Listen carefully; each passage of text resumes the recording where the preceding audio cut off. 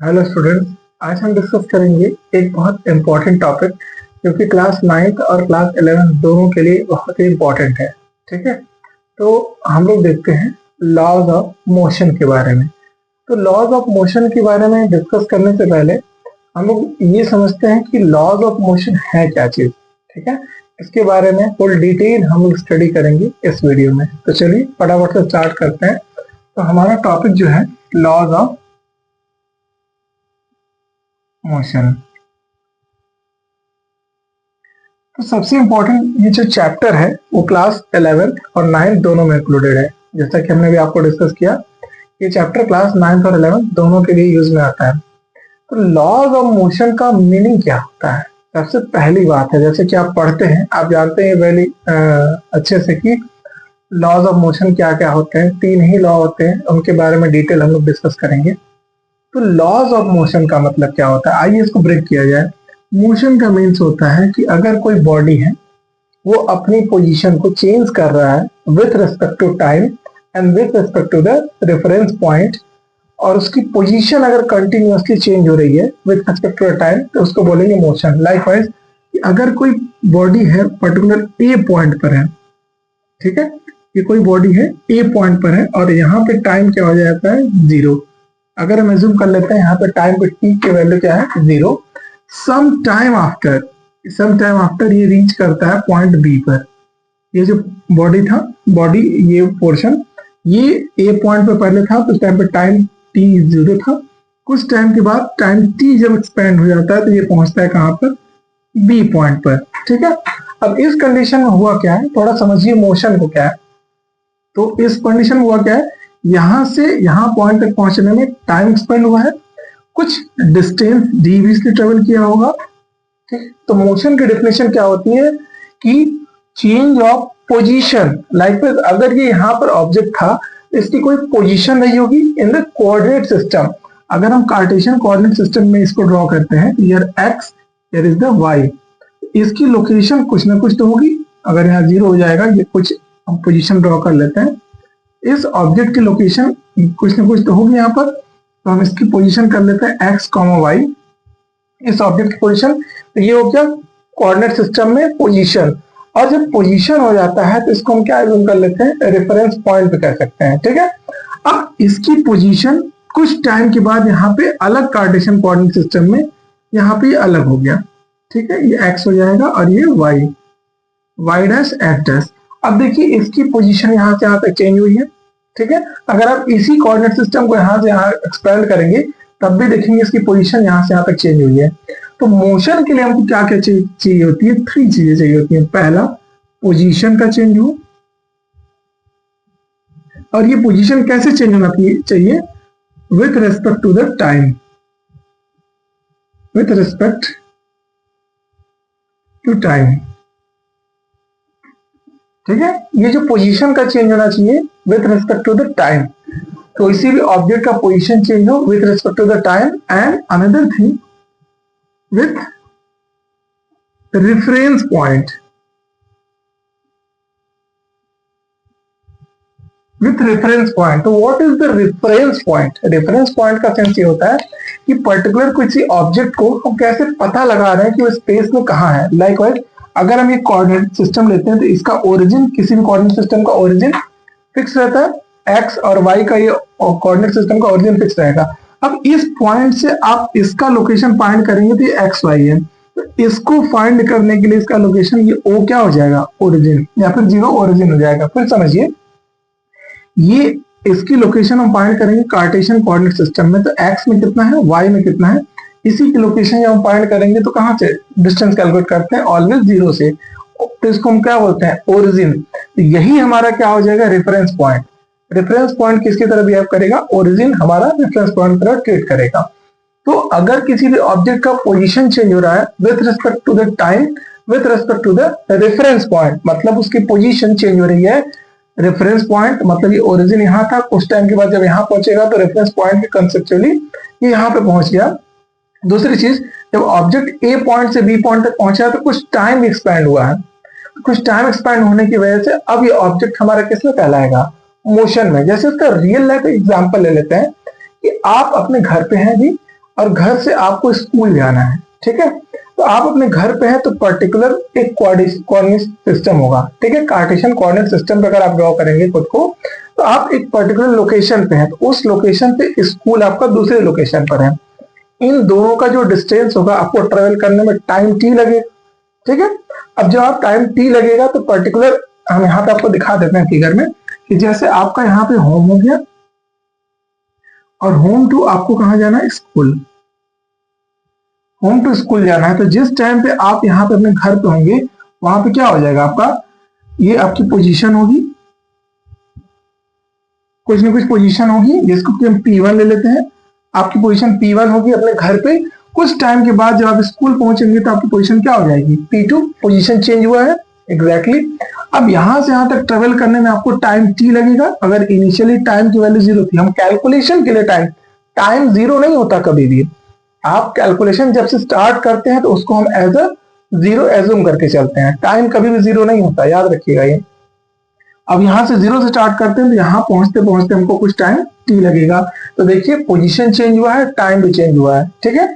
अब दूसरी चीज, आपका जो कोऑर्डिनेट सिस्टम में पोजीशन रहा होगा और ये अनदर कोऑर्डिनेट सिस्टम में हुआ होगा, तो ये भी रेफरेंस पॉइंट भी हमारा चेंज हुआ है। अब इस कंडीशन में आप क्या किसमें होंगे, मोशन में होंगे। अब चलिए इसमें थोड़ा सा ट्विस्ट की बात करते हैं कि अगर ऐसी कंडीशन आती है कि आप पर्टिकुलर एक पॉइंट से दूसरे पॉइंट तक पहुंच रहे हैं, जैसे आप घर से स्कूल तक जा रहे हैं और कुछ समय बाद, हाइपोथेटिकल एग्जांपल है, कुछ समय के बाद आप पीछे देख रहे हैं तो आपका घर भी आपके साथ साथ चल रहा है। अगर ऐसा एज्यूम कर लें कि आप घर से स्कूल की तरफ जा रहे हैं लेकिन आपके साथ साथ घर भी ट्रेवल कर रहे हैं, चल रहा है, यह हाइपोथेटिकल है। अगर ऐसा होता है या फिर आप किसी वैन में हो, आपका घर ही वैन में हो, साथ साथ चल रहा है, तब यहाँ पे इश्यू आता है। देखिए इश्यू क्या आएगा कि आपकी पोजीशन चेंज हो रही है, क्योंकि हमको किससे देखना है, जो हमारा रेफरेंस पॉइंट है। लाइकवाइज हम घर से कंपेयर करते हैं कि घर से कितना दूर हम पहुंचे हैं स्कूल के लिए, तो रेफरेंस पॉइंट हमारा क्या हो जाता है, घर। अब घर ही हमारे साथ साथ चल रहा है, एग्जाम्पल समझिएगा, घर ही हमारे साथ साथ चल रहा है, तो हमारी पोजीशन चेंज हो रही है, नहीं हो रही है। अब ध्यान से एग्जाम्पल सोचिएगा, अब टाइम एक्सपेंड हो रहा है पोजीशन के अकॉर्डिंगली। जब पोजीशन नहीं चेंज हो रहा है तो हमारा टाइम लेकिन चेंज हो रहा है, क्योंकि हम वॉच या फिर किसी ऑब्जेक्ट से मेजर करेंगे तो टाइम चेंज हो रहा है।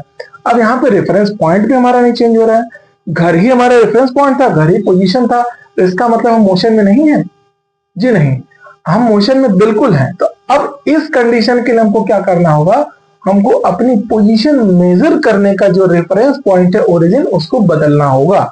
जैसे हम अपने सराउंडिंग में अब देखेंगे तो सराउंडिंग में कोई एक ऑब्जेक्ट हो जो कि रेस्ट कंडीशन में हो, उससे जब आप खुद को कंपेयर करेंगे तब आप किसमें हैं, मोशन में है। मोशन का कंसेप्ट बड़ा इंटरेस्टिंग होता है। आप जिसको रेफरेंस लेकर के चल रहे हैं वही आपके साथ चलने लग जाए। जैसे कि एग्जांपल रियल लाइफ है कि जैसे एक ट्रेन है, train A and train B, train A है एंड ट्रेन बी है, दोनों का सेम डायरेक्शन में चलना है, ठीक है। अगर हम सराउंडिंग जर्क को नेग्लेक्ट कर दें और इसकी स्पीड नॉर्मल है, तो अगर इस ए वाले ट्रेन में एक कोई पर्सन बैठा हुआ है और बी वाले में भी बैठा हुआ है, दोनों एक दूसरे को विंडो से देख रहे हैं, एक दूसरे को विंडो से देख रहे हैं, एग्जैक्टली। तो होगा क्या, अगर इसकी स्पीड है x मीटर पर सेकेंड, हम अगेन कह रहे हैं जर्क को हम लोग नेग्लेक्ट करके चलेंगे, और इसकी भी स्पीड है x मीटर पर सेकेंड, दोनों की सेम स्पीड अगर आ रही है और सेम डायरेक्शन में आ रहा है, तो ये जो पर्सन ए ट्रेन में होगा और ये पर्सन जो बी ट्रेन में होगा, ये दोनों एक दूसरे को देखते रहेंगे और ऐसा फील होगा कि जैसे वो रेस्ट में है। तो जब आपका रेफरेंस पॉइंट और पोजीशन दोनों में ही आपकी पोजीशन में चेंजेस न दिख रहे हो, आप कैलकुलेट न कर पा रहे हो, तो यहाँ पे एक नए टाइप का मोशन आता है जिसको बोला जाता है कि रिलेटिव मोशन।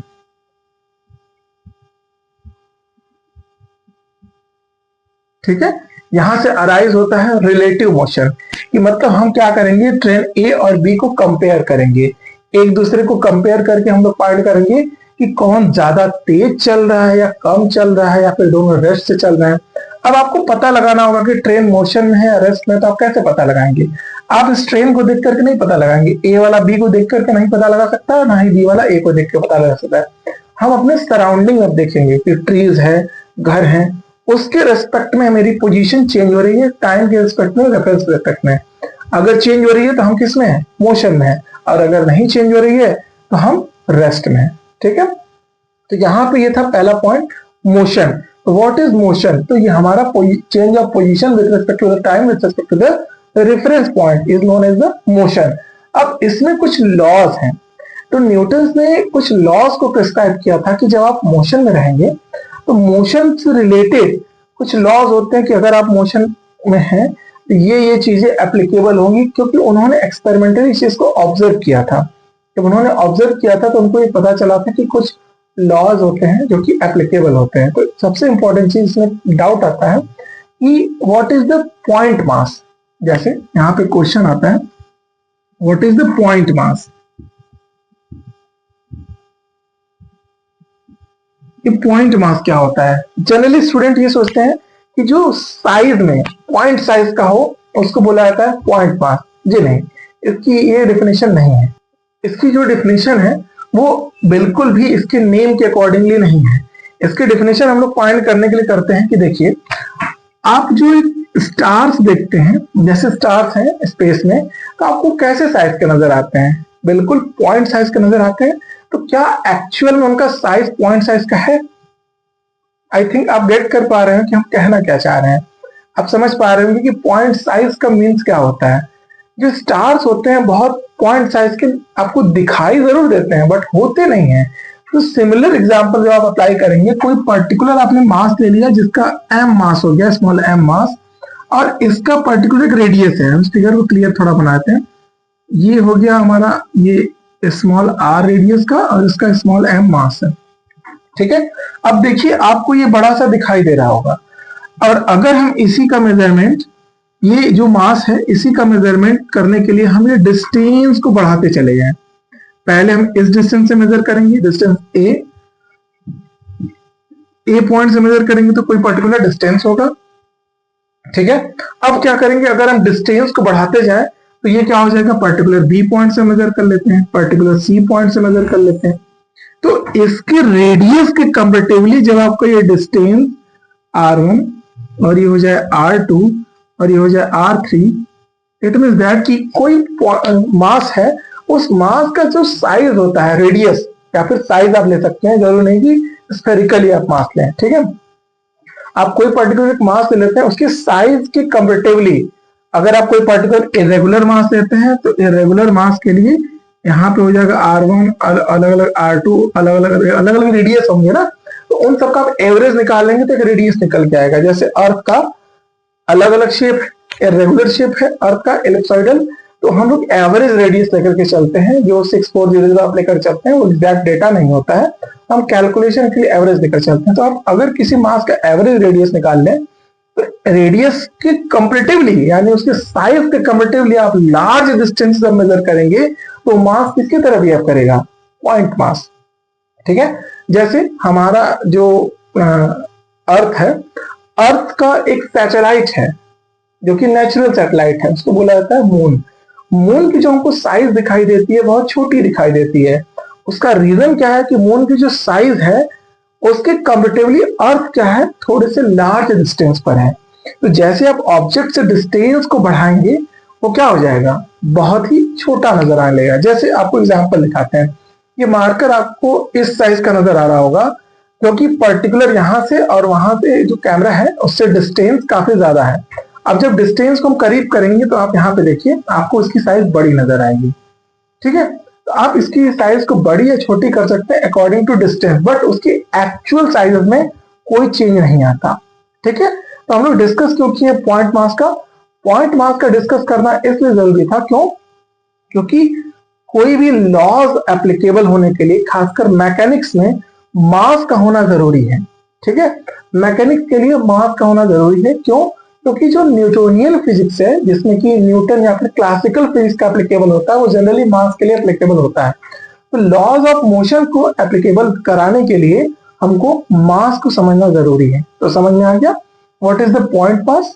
पॉइंट मास क्या होता है कि पर्टिकुलर कोई भी एक एटम हो जाए, या फिर एटम नहीं, कोई एक ऑब्जेक्ट हो जाए, ऑब्जेक्ट के रेडियस के कंपेरेटिवली लार्ज डिस्टेंस से आप देखेंगे उसका साइज क्या होगा, बहुत छोटा नजर आएगा, तो उसको हम क्या बोलने लगते हैं, पॉइंट मास। आप एटम भी ले सकते हैं क्योंकि एटम की भी जो साइज होती है 10⁻⁻15 के ऑर्डर का होता है, उसके कंपेरेटिवली आप लार्ज डिस्टेंस की मेजर करते हैं, इसीलिए आपको एटम की साइज बहुत छोटी नजर आती है। अगर आपकी साइज को हम 10⁻⁻15 के ऑर्डर का कर दें, आपको छोटा कर दें, तो जो न्यूक्लियस है या फिर एटम है, एटम और आपकी साइज दोनों लगभग लगभग एक बराबर दिखने लगेगा। तब आप नहीं कहेंगे कि एटम या न्यूक्लियस बहुत छोटा होता है। ठीक है, तो कंपेरेटिव वैल्यू होती है, दोनों में कंपेयर किया जाता है, इसी से हम लोग इसको कैलकुलेट करते हैं। ठीक है, तो लॉज ऑफ मोशन हम थोड़ा देखते हैं क्या क्या यहाँ पे लॉज है। तो लॉज ऑफ मोशन में हम लोग देखेंगे पहले क्या है कि जनरली 3 लॉज होते हैं, जिसको बोला जाता है लॉ ऑफ इनर्शिया। पहला लॉ होता है लॉ ऑफ इनर्शिया। तो इनर्शिया लॉ जो होता है इसके बारे में हम लोग डिस्कस करेंगे। इनर्शिया का जो लॉ होता है जनरली 3 टाइप का होता है। पहला होता है रेस्ट, इनर्शिया जो होती है। सेकंड होता है मोशन, तो आप लिख सकते हैं inertia of rest, inertia of motion. Third जो होता है डायरेक्शन। ठीक है, inertia of rest, inertia of motion और इनर्शिया ऑफ डायरेक्शन, ये सेकंड पहला टाइप हो गया, जिसके 3 टाइप होते हैं। सेकंड क्या हो जाएगा,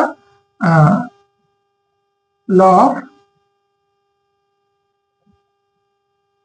linear momentum.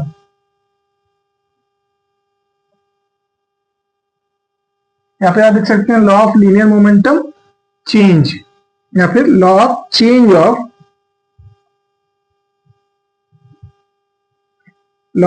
Of linear momentum which is denoted by the force. Second law जो हमारा बताता है वो चेंज इन लीनियर मोमेंटम को बताता है, वो होता है फोर्स के इक्वल। और जो हमारा थर्ड लॉ है वो हो जाएगा एक्शन रिएक्शन।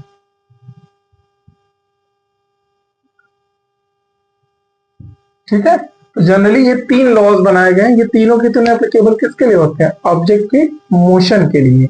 मतलब अब हम एक एक लॉज को देखते हैं। तो पहला हमारा क्या होता है, लॉ ऑफ इनर्शिया, जिसमें कि आता है हमारा लॉज ऑफ रेस्ट। तो अब एग्जांपल में देखा जाए कि अगर कोई एक ऑब्जेक्ट है, पहला हम लोग देखते हैं, अगर कोई एक ऑब्जेक्ट है पहले कंडीशन में किसमें है, रेस्ट में है। ठीक है, तो इनर्शिया क्या कहता है कि इनर्शिया ये बोलता है कि कोई भी एक ऑब्जेक्ट है वो कंटिन्यूअसली अपने स्टेट में रहेगा। स्टेट का मीन्स होता है जिस पोजीशन पे वो स्टैब्लिश कर रहा था। जैसे अभी आप अगर रेस्ट में हैं तो रेस्ट में हैं, अभी आप चल रहे हैं तो आप मोशन में हैं। ठीक है, तो ये आपका स्टेट होता है, स्टेट ऑफ मोशन या फिर स्टेट ऑफ रेस्ट। तो आप जिस स्टेट में हैं आप उस स्टेट को कंटिन्यू मेंटेन करके रखेंगे अनलेस अनटिल आपको कोई एक्सटर्नल कॉज अप्लाई करके आपके स्टेट को ना चेंज करें। फिर से समझिए, अगर आप रेस्ट में हैं तो आप रेस्ट में ही बने रहेंगे। अगर हम एक्सटर्नल कॉज लगा करके आपके पोजीशन को या फिर आपके स्टेट को चेंज करेंगे तभी चेंज होगा। आप अगर मोशन में है तो कंटिन्यूअसली मोशन में रहेंगे अनलेस अनटिल कोई एक्सटर्नल कॉज लगा करके आपको रोका ना जाए। ठीक है, अब तीसरा क्या होता है, लॉ ऑफ डायरेक्शन। डायरेक्शन होता है इनर्शिया का कि अगर आप ऑब्जेक्ट लेकर के ऐसे मोशन में है तो अगर आप टर्न इधर लेंगे तो इसमें ऑब्जेक्ट जो होगा इसके अपोजिट में जाएगा। ठीक है, तो ये होता है लॉ ऑफ डायरेक्शन का। देखिए रेस्ट का, अगर ऑब्जेक्ट रेस्ट में है, इनिशियली वो रेस्ट कंडीशन में है, तो वो किसमें बना रहेगा, रेस्ट में, according to law of inertia. Law of inertia समझ में आ गया, कोई एक ऑब्जेक्ट है क्योंकि अगर रेस्ट में है या फिर मोशन में है या फिर आप सीधे कह सकते हैं स्टेट ऑफ रेस्ट और मोशन में है, एक्सटर्नल कॉज लगा करके उसके स्टेट को ना चेंज किया जाए तब तक वो उस स्टेट में मेंटेन रहेगा। ये होता है लॉ ऑफ इनर्शिया। अब लॉ ऑफ इनर्शिया 3 टाइप के होते हैं, लॉ ऑफ रेस्ट, ठीक है, इनर्शिया का रेस्ट, सेकंड है इनर्शिया ऑफ मोशन, थर्ड है इनर्शिया ऑफ डायरेक्शन।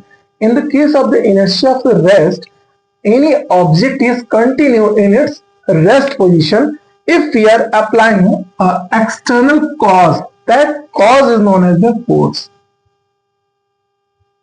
ठीक है, एक्सटर्नल कॉज अगर आप अप्लाई करते हैं किसी भी रेस्ट ऑब्जेक्ट पर तो वो फोर्स एक तरीके से होता है, तो वो क्या करेगा, रेस्ट में ही रहना चाहेगा। अब आप ये ऑब्जेक्ट रेस्ट में, इस पे धक्का ऐसे लगा रहे हैं तो ये किस में चला गया, मोशन में, तो ये किसका अपोज करेगा, मोशन का। ठीक है, अब यहाँ पे कोई एक ऑब्जेक्ट है जिसमें क्या है कि वो रेस्ट में है, आप फोर्स अप्लाई करेंगे तो अब ये ऑब्जेक्ट किस में आ जाएगा, मोशन में। ठीक है, अब ये मोशन का क्या करेगा, अपोज करेगा। लाइकवाइज एग्जांपल देख लिया जाए, रियल लाइफ एग्जांपल, कि आप एक बस में बैठे हुए हैं या फिर किसी व्हीकल में बैठे हुए हैं, तो अभी बस रेस्ट में है, ठीक है। अब जैसे ड्राइवर उसको चलाना शुरू करता है तो बस पहले क्या थी, रेस्ट में थी, फिर उसके बाद आप भी किस में थे, रेस्ट में थे, ठीक है। जैसे हम यहाँ पे दिखा देते हैं कि बस की सीट ये हो गई और आप यहाँ पे बैठे हुए थे, आप यहाँ पे हो गए, ये हो गया सीट, ठीक है। अब यहाँ पे आप थे, यहाँ पे पर्सन कोई है, यहाँ पे सिटिंग कंडीशन में है, ठीक है। सिटिंग कंडीशन में अब जैसे ही बस किस में आ गया, मोशन में आ गया, इनिशियली दोनों के दोनों ही किस में थे, रेस्ट में थे। इनिशियली दोनों रेस्ट में थे। अब देखिए बस जब मोशन में आया तो बस के साथ क्या जुड़ा हुआ था, सीट। आप तो उससे कांटेक्ट में ही थे, आप उसके ऊपर बैठे हुए थे। अब इस कंडीशन में क्या होगा कि सीट आगे जाएगी क्योंकि बस कंप्लीटली मोशन में आ गया और आप अभी भी किस में है, रेस्ट में है। तो आप क्या करेंगे, उस मोशन का अपोज करेंगे, आप नहीं जाना चाहेंगे मोशन में। बट ये जो सीट का बैक पोर्शन होता है, ये वाला पोर्शन, ये आपको पुल करके आगे ले जाएगा, ठीक है, क्योंकि आपके हेड के पीछे आके टकराएगा, यहाँ बैक से आपको आगे खींच के ले जाएगा। तो आप किसमें आ जाएंगे, कुछ समय के बाद मोशन में। तो देखिए जिस कंडीशन पे बस मोशन में आती है रेस्ट को छोड़ करके, और उस कंडीशन में आप किसका अपोज करते हैं, मोशन का अपोज करते हैं। तो आप हैं किस इनर्शिया में, आप इनर्शिया ऑफ रेस्ट में हैं, ठीक है। अब जब आप कांटेक्ट में आते हैं तो आप मोशन का अपोज किया आपने, फिर आप किसमें आ गए, मोशन में आ गए। यानी कुछ टाइम तक आप मोशन का अपोज करेंगे, फिर बस आपको पुल करके आगे ले जाएगी। तो देखिए होगा क्या इस कंडीशन में, बस आगे की तरफ और आप किधर जाएंगे, बैकवर्ड। अब इसका रीजन समझ में आया, आप क्यों पीछे जाते हैं, क्यों आप पीछे एक्चुअली नहीं जाते हैं, आप ऐसे हैं और बस क्या है, मोशन में आ गया। तो आप क्या करते हैं, इस मोशन को अपोज करने की कोशिश करते हैं, इसीलिए आपको पीछे जाए, आपकी बॉडी पीछे चली जाती है। फिर सीट के पीछे का जो पोर्शन है ये आपको होल्ड कर लेता है, अब आपको साथ में लेके चला जाता है। क्लियर हो गया। अब देखिए यहाँ पे एक और दूसरा केस आता है, इनर्शिया ऑफ मोशन। अब सेकंड केस में, this is the first case, second case में भी सेम हम ले लेते हैं एग्जांपल, कि आप बस में ऐसे सिट किए हुए हैं, ठीक है। अब इस कंडीशन में क्या होगा, सीट और आप दोनों किस में होंगे, मोशन में होंगे, और सडन ड्राइवर ब्रेक को अप्लाई कर देता है। अब बस किस में आ गई, बस इन रेस्ट, बस हमारी क्या आ गई, रेस्ट में हो गई। अब जब बस रेस्ट में आ गई तो अब उस कंडीशन में क्या होगा, आप भी किस में है, मोशन में है, और ये सीट भी किस में है, मोशन में है, पहले था। जैसे ही ब्रेक लगेगा अब इस कंडीशन में बस अलोंग विद सीट किस में आ गया, रेस्ट कंडीशन में आ गया। बट आपकी बॉडी क्या है, मोशन में ही है। अब आप किसका अपोज करेंगे, अब आप रेस्ट का अपोज करेंगे, क्योंकि आपकी बॉडी कंटिन्यू मोशन में थी। अब आप रेस्ट का जब अपोज करने लगेंगे तो आप किस इनर्शिया में, इनर्शिया ऑफ द मोशन में है, कंटिन्यू आप मेंटेन कर रहे हैं, लेकिन अपोज किसका कर रहे हैं, इनर्शिया ऑफ रेस्ट का। अब इस कंडीशन में जब आपकी बॉडी यहाँ पे रुकती है, सॉरी बस रुकता है, तो आप कहाँ पे आते हैं, आप आगे निकल के आते हैं, क्योंकि रेस्ट में है तो आप, ये आपका पोजीशन चेंज हो जाता है। तो ये आता है इनर्शिया का कंसेप्ट, ठीक है। अब देखिए इनर्शिया जो होता है, अनदर थर्ड पार्ट जो इसका, इनर्शिया ऑफ डायरेक्शन। अब जैसे ही कोई भी पर्सन है, ये व्हीकल लेकर के मोशन का डायरेक्शन, डायरेक्शन ऑफ मोशन, कोई भी एक ऑब्जेक्ट है इस डायरेक्शन में मोशन कर रहा है। अब जैसे ही वो टर्न लेगा, अगर ये इस डायरेक्शन में टर्न लेता है तो आप क्या होंगे, इसके अपोजिट डायरेक्शन में टर्न लेंगे। क्यों, क्योंकि इनर्शिया को मेंटेन करने के लिए, इनर्शिया लेफ्ट साइड में जा रही है ऑब्जेक्ट, तो आप इसी को बैलेंस करने के लिए अपने आप को राइट साइड में टर्न लेते हैं ऑटोमेटिक। क्यों, क्योंकि अगर फोर्स दोनों साइड का बैलेंस नहीं होगा तो आप ऑब्जेक्ट के साथ गिर जाएंगे। अब देखिए इसमें एक और चीज होता है, जब बहुत ज्यादा टर्न होता है, जब बहुत ज्यादा ह्यूज अमाउंट में टर्न होता है, तब ये इनर्शिया ऑफ डायरेक्शन आता है। इनर्शिया ऑफ डायरेक्शन कब एप्लीकेबल होगा, जो ऑब्जेक्ट मोशन में होगा। कभी भी रेस्ट में इनर्शिया ऑफ डायरेक्शन का जल्दी एप्लीकेबल नहीं होता। इनर्शिया ऑफ डायरेक्शन का एप्लीकेबल तभी होगा जब ऑब्जेक्ट किसमें हो, मोशन में हो। एक इंपॉर्टेंट चीज यहाँ पे आती है, इनर्शिया जो डिपेंड करता है, डिपेंड ऑन मास। अगर आप ऑब्जेक्ट का मास बढ़ाएंगे तो इनर्शिया का इम्पैक्ट बहुत ज्यादा बढ़ जाएगा। जैसे एक व्हीकल पे, नॉर्मल साइकिल पे, बाइसाइकिल जो होता है उसको ब्रेक लगाना इजी होता है, और एक ट्रक जो होता है उस पर ब्रेक लगाना थोड़ा मुश्किल होता है। अब आप ट्रक को लेकर के 80 किलोमीटर पर आवर की स्पीड से चल रहे हैं और साइकिल को लेकर के 80 किलोमीटर पर आवर की स्पीड से चल रहे हैं, तो जो इम्पैक्ट होगा कोलिजन का वो ट्रक ज्यादा करेगा। उसका रीजन क्या होता है? Inertia is directly proportional to the mass. जो इनर्शिया होता है, inertia is directly proportional to the mass. जितना ज्यादा मास ऑब्जेक्ट का बढ़ेगा उतना ज्यादा इनर्शिया का इम्पैक्ट बढ़ेगा। तो ये बड़ा इंपॉर्टेंट रिलेशन होता है, कोई फॉर्मूला नहीं होता इनर्शिया का। दूसरी चीज, to reduce impact of inertia, inertia का इम्पैक्ट को रिड्यूस करने का क्या तरीका है? To reduce impact of inertia,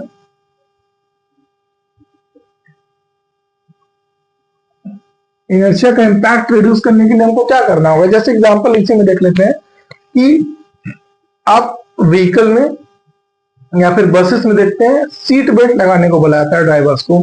seat belt लगाने का सेंस ये होता है कि जैसे आप सीट बेल्ट को अप्लाई करते हैं आप सीट से कांटेक्ट सरफेस एरिया आपका बढ़ जाता है। तो कुछ कुछ नॉर्मल जो सीट्स होते हैं वो कभी कभी यहीं तक केवल होते हैं, तो इसके लिए आपको यहाँ पे जर्क फील होता है इस पूरे नेक के ऊपर पोर्शन में। जो कुछ कुछ सीट्स होते हैं वो क्या होते हैं? हेड तक होते हैं। जो आप कार या व्हीकल में देखेंगे सीट वो हेड तक होते हैं। उसका रीजन ये होता है कि जब रिड्यूस करना होता है इम्पैक्ट ऑफ द इनर्शिया तो हमको इंक्रीज करना होगा, increase contact surface area.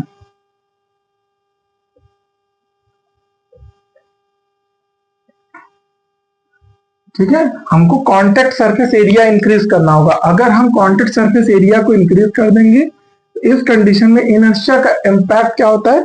Reduce कर जाता है, बहुत ज्यादा जर्क नहीं फील होगा। यही रीजन है कि जो एक्सीडेंट होने के लिए एयर बैग का जो कंसेप्ट आया था, एयर बैग का कंसेप्ट क्या होता है? जैसे आप व्हीकल लेके आगे चल रहे हैं, आपने सीट बेल्ट लगाया हुआ है और सामने से जो एयर बैग है वो आपको धक्का देके कहाँ पे ले जाता है? सीट पे ले जाता है। क्यों? क्योंकि जो व्हीकल मोशन में है उससे आपका कांटेक्ट सरफेस एरिया ज्यादा से ज्यादा बढ़ जाए, इसीलिए वो हम लोग यूज करते हैं एयर बैग। यही कंसेप्ट यहाँ से आया था इनर्शिया के इम्पैक्ट को रिड्यूस करने के लिए। ठीक है, अब हमारा सेकंड लॉ जो होता है, लॉ ऑफ फोर्स कह सकते हो, law of change of linear momentum कह सकते हैं, इसको हम लोग डिस्कस करेंगे। तो आपको लॉ ऑफ इनर्शिया क्लियर हुआ, इसका कहाँ पे यूज करते हैं, और law of inertia always applicable होता है हमेशा हर बॉडी के लिए। सेकंड लॉ हम लोग देखते हैं, इरेज कर लेते हैं। देखिए, law of change of linear momentum कह सकते हैं कि जैसे ये क्रिएट करता है फोर्स को, तो इसमें जो आप वैल्यू निकालेंगे लीनियर मोमेंटम का, तो पहले आप समझते हैं व्हाट इज लीनियर मोमेंटम।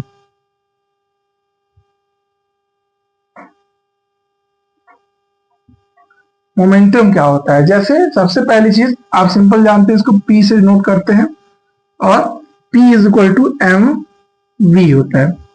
बहुत इजी सा फॉर्मूला है ये। तो होता क्या है आखिर मोमेंटम? जैसे आपको दिखाते हैं, ये मास है, पहले इस फॉर्मूले को रिड्यूस कर देते हैं, हम केवल मास दिखाते हैं, इसको हटा देते हैं। सिंपल, अगर हम एक मास ले लेते हैं, स्मॉल एम सा मास, तो क्या ये आपको इम्पैक्ट करेगा? जैसे हमने ये मार्कर लिया हुआ है, अगर हम ऐसे फेंकेंगे तब आप पे इम्पैक्ट करेगा। हमने मार्कर पकड़ा हुआ है तो कोई इम्पैक्ट क्रिएट करता है? नहीं। तो मास जो होता है वो सिंपली इम्पैक्ट क्रिएट नहीं करता है।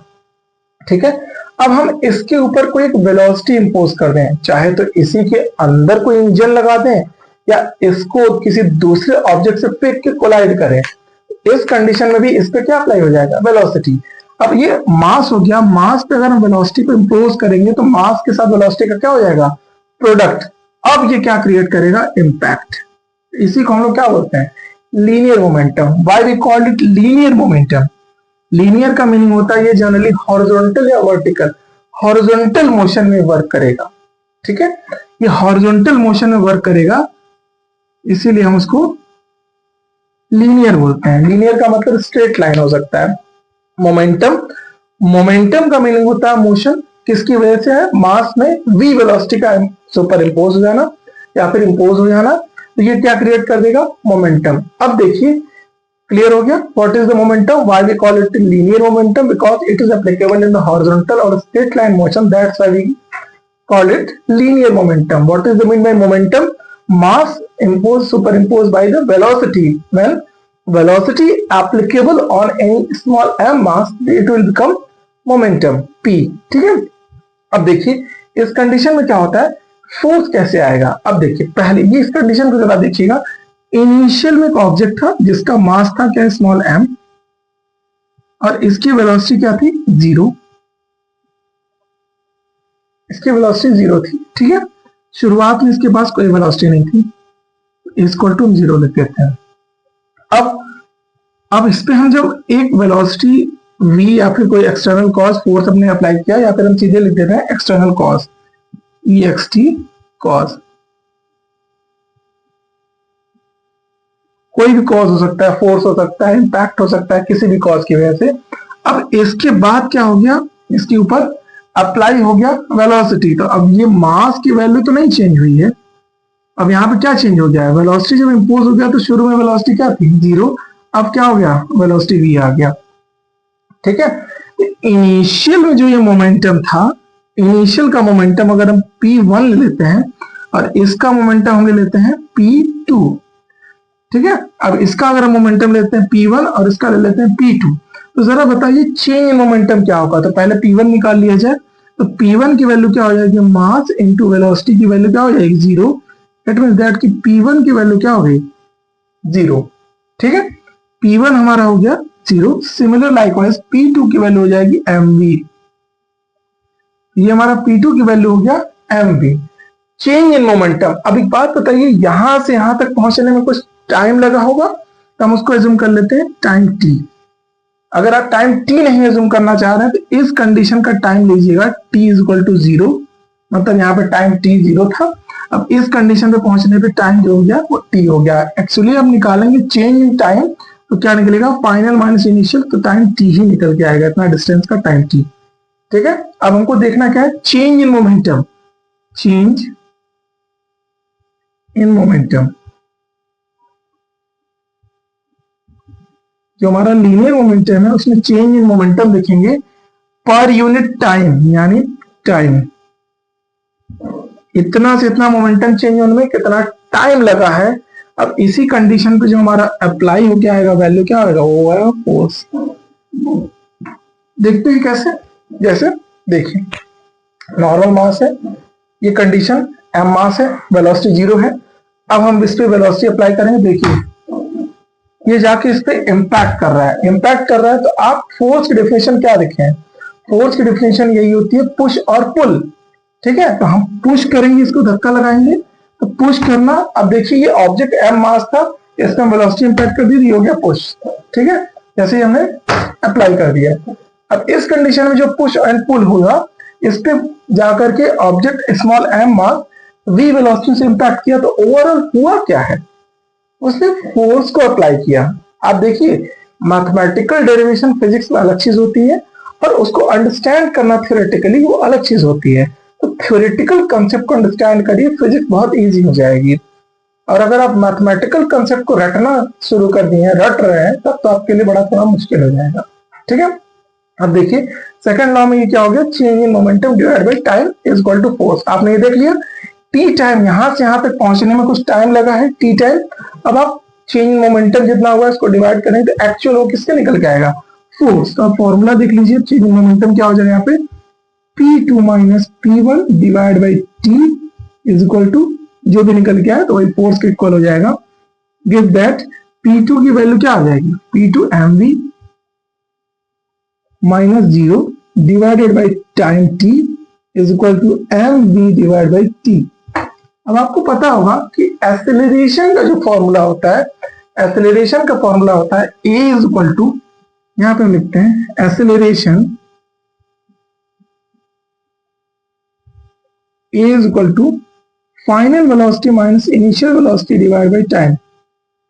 ठीक है, rate of change of velocity is known as the acceleration.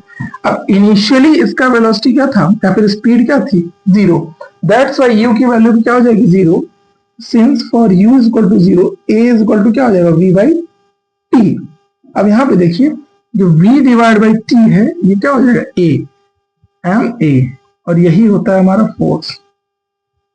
जो हमारा न्यूटन सेकेंड लॉ होता है वो ये फॉर्मूला निकल के आता है फोर्स का।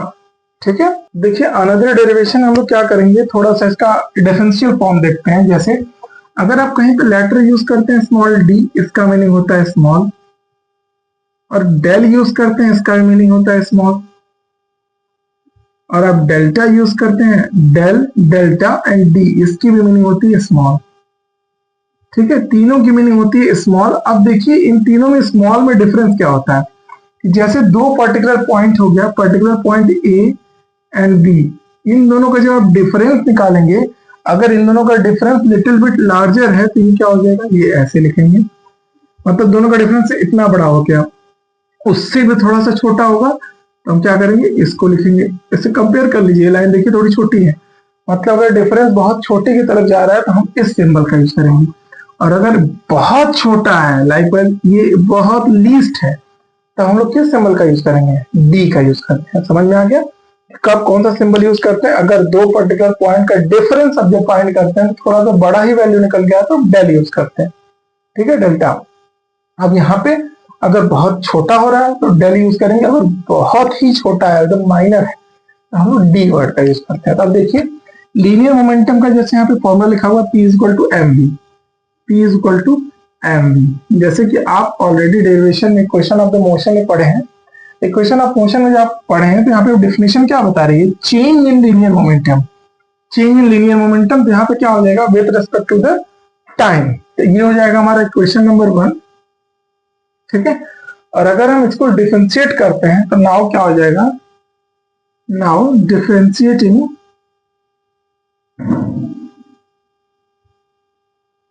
both sides with respect to the time।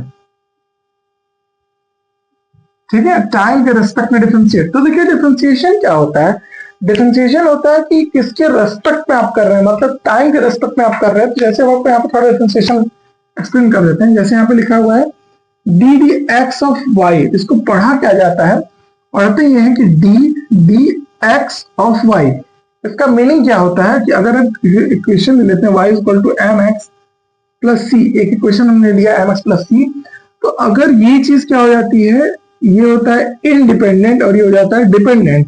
तो इसमें क्या होगा कि अगर आप x की वैल्यू को खुद से चेंज करेंगे तो y की वैल्यू बाय डिफॉल्ट चेंज हो जाएगी। ये इक्वेशन ये बताता है। देखिए इसकी मीनिंग होती है small small change in x, x में थोड़ा सा चेंज करेंगे तो y में क्या होगा, इसको पढ़ते हैं small small change in x then what happened in y।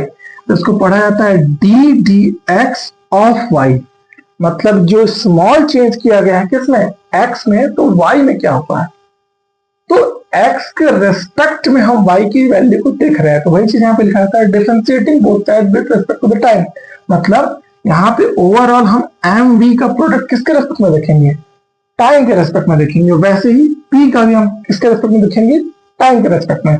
यहाँ हो जाएगा डी डी टी और यहाँ पे हो जाएगा पी, ठीक है, is equal to D D T और यहाँ हो जाएगा एम वी।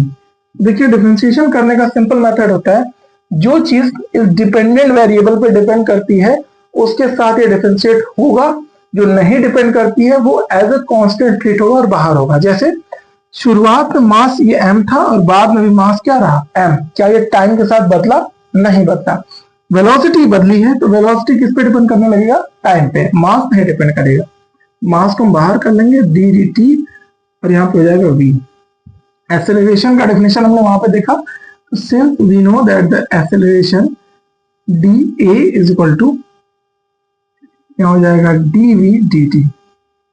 अब ये डी ए लिखिए या फिर नॉर्मल लिख दीजिएगा, rate of change of velocity is known as the acceleration. तो इसकी जगह पे हम ये पुट कर सकते हैं, यहाँ हो जाएगा आपका एम ए, यहाँ पे हो जाएगा D P D T which is equal to the force. तो देखिए ये डिफरेंशिएशन का मेथड होता है और ये नॉर्मल जनरल मेथड है। इस मेथड से भी हम निकालते थे इक्वल टू एम ए ही निकल के आता है। अब यहाँ एक नया टॉपिक क्रिएट होकर आता है जिसको बोला जाता है impulse. What is the impulse? Impulse क्या होता है कि आप किसी भी ऑब्जेक्ट पर फोर्स अप्लाई करें शॉर्ट टाइम के लिए। जैसे यही सेम फॉर्मूला ले लीजिए, ये वाला, इस फॉर्मूले को ले लेते हैं। तो F इज इक्वल टू हो जाएगा हमारा dp dt, ठीक है, क्रॉस मल्टीप्लाई कर लीजिए। तो dp is equal to F into dt, ये हो जाता है हमारा इम्पल्स। इम्पल्स का फॉर्मूला क्या होता है? Force applying on any body for short time t। जैसे शॉर्ट टाइम t के लिए जब आप फोर्स को अप्लाई करेंगे तो ये क्या हो जाता है? इम्पल्स, ठीक है, बहुत शॉर्ट टाइम के लिए अप्लाई होता है। तो अब ये एक्चुअल में आप जब इसको कैलकुलेट करते हैं फॉर्मूला, तो या तो आपको फोर्स और टाइम दिया हो, ठीक है, या तो अब ये क्या लिखा हुआ है? ये लिखा हुआ है चेंज इन मोमेंटम।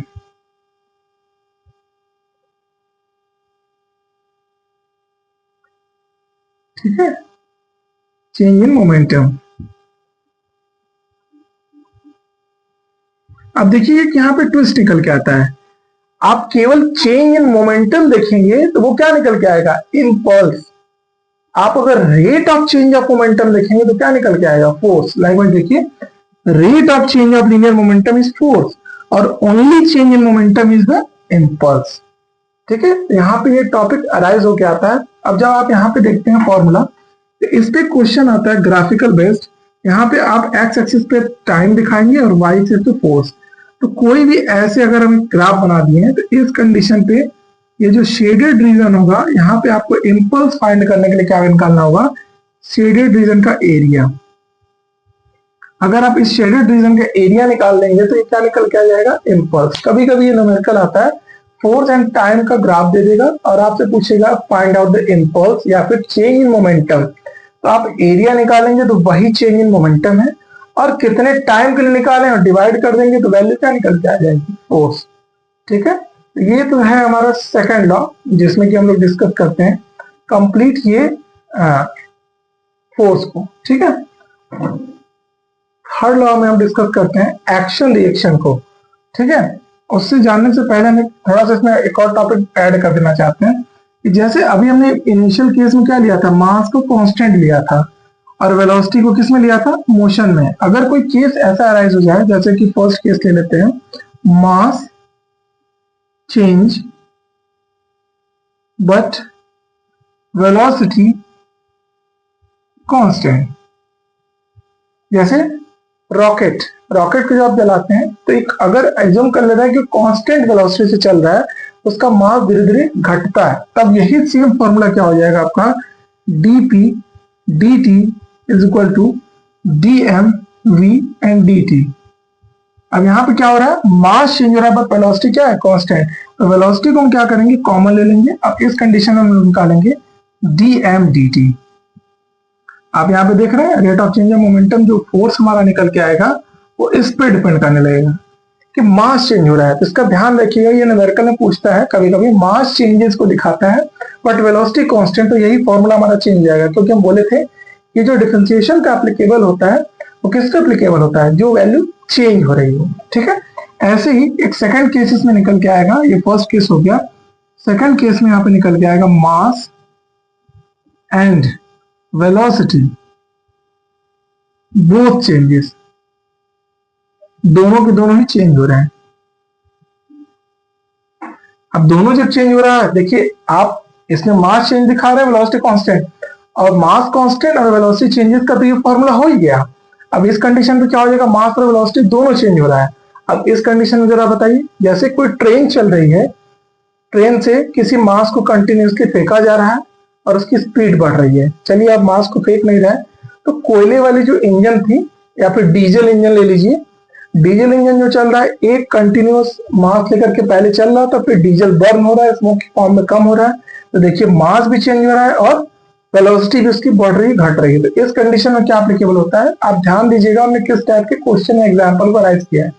अब इसके लिए हम लोग निकालेंगे F is equal to dp dt is equal to dmv और यहाँ dt। अब देखिए डिफरेंशिएशन के प्रोडक्ट का फॉर्मूला होता है, यहाँ पे प्रोडक्ट का फॉर्मूला होता है कि d dx of A dot B. Product का फॉर्मूला ये होता है कि जब दो डॉट का फंक्शन हो, दोनों के दोनों डिपेंडेंट वाले पे डिपेंड करते हो, जैसे एक्स पे डिपेंड कर रहा है, तो यहाँ पे क्या हो जाएगा, ए फर्स्ट इंटू सेकेंड का डिफरेंशिएशन, फर्स्ट इंटू सेकेंड का डिफरेंशिएशन एक्स के रिस्पेक्ट में, प्लस सेकेंड इंटू फर्स्ट का डिफरेंशिएशन। ये फॉर्मूला होता है प्रोडक्ट का, ठीक है। तो वैसे ही ये तब एप्लीकेबल होगा जब दोनों फिजिकल क्वांटिटीज पे डिपेंड करने लग जाए, एक्स पे जो डिपेंडेंसी वाली है। ऐसे ही यहाँ पे मास और वेलोसिटी दोनों चेंज हो रहा है टाइम पे, तो दोनों पे डिपेंड करेगा, तो हम फॉर्मूला लिखेंगे M D V D T plus V D M D T, ठीक है। तो आप इस वाले फॉर्मूले को जान ही रहे हैं, यहाँ पे हो जाएगा एम ए लिख सकते हैं direct, plus V D M D T. अगर ऐसी कंडीशन अराइज होती है कि जिसमें मास और वेलोसिटी दोनों चेंज होंगे, तब हमारा फॉर्मूला ये बन के आएगा, ठीक है। ये क्लियर हो गया कि कुछ केसेस ये अराइज होते हैं कि कैसे न्यूमेरिकल को इस तरीके से लगाया जाता है। अब आते हैं थर्ड इक्वेशन को देखा जाए। जो हमारा थर्ड इक्वेशन है लॉज ऑफ मोशन का, और हमारा थर्ड इक्वेशन में ये होता है एक्शन रिएक्शन, एक्शन रिएक्शन। तो एक्शन रिएक्शन क्या होता है कि जैसे आप किसी एक बॉडी हो गया, इस बॉडी पे आप एफ फोर्स लगा रहे हैं, आप ये एक्सटर्नल फोर्स लगा रहे हैं, ये बॉडी भी आप पे एफ फोर्स अप्लाई करेगी, ठीक है। आप जब एक्सटर्नल फोर्स ये ई एक्स टी एम लिख दे रहे हैं और ये एफ बॉडी लिख दे रहे हैं, और ये हमारी बॉडी होगी जो भी ऑब्जेक्ट हो गया। कोई भी एक ऑब्जेक्ट आप पे इक्वल अमाउंट में फोर्स को अप्लाई करेगा, तो इसको बोला जाता है एक्शन रिएक्शन। जब आप देखो इस कंडीशन के लिए क्या होता है, जब तक एक्शन नहीं होगा, पहले जब तक आप एक्शन फोर्स नहीं अप्लाई करेंगे तब तक रिएक्शन फोर्स नहीं अराइज होता। विदाउट एक्शन रिएक्शन फोर्स कभी अप्लाई नहीं होगा, ठीक है। इस बात का ध्यान रखिएगा। दूसरा केस क्या होगा, दूसरे केस में क्या होगा कि किसी सिंगल ऑब्जेक्ट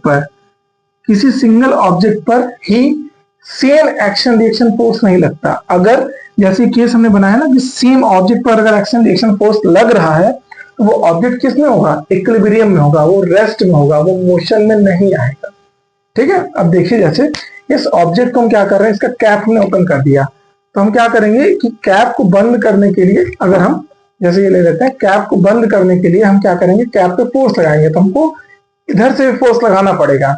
आप इस पे बिना फोर्स लगाए इसको रेस्ट में रखिए, तब आप फोर्स लगाएंगे, तब भी आपको इधर फोर्स लगाना पड़ेगा। अगर आप रिएक्शन फोर्स को नहीं अप्लाई करेंगे तो उस कंडीशन पे एक सिंगल फोर्स स्टैब्लिश नहीं होता है ऑब्जेक्ट पर। जैसे हम इस पे फोर्स अप्लाई कर रहे हैं, तो ये भी इक्वल अमाउंट में फोर्स को अप्लाई कर रहा है। तो इस थर्ड कंडीशन में एक नई चीज आएगी। थर्ड कंडीशन में कभी भी जो ऑब्जेक्ट होता है, एक सिंगल ऑब्जेक्ट पर हम एक्शन अप्लाई करते हैं और रिएक्शन फोर्स हमेशा दूसरे ऑब्जेक्ट पे अप्लाई होता है, ठीक है।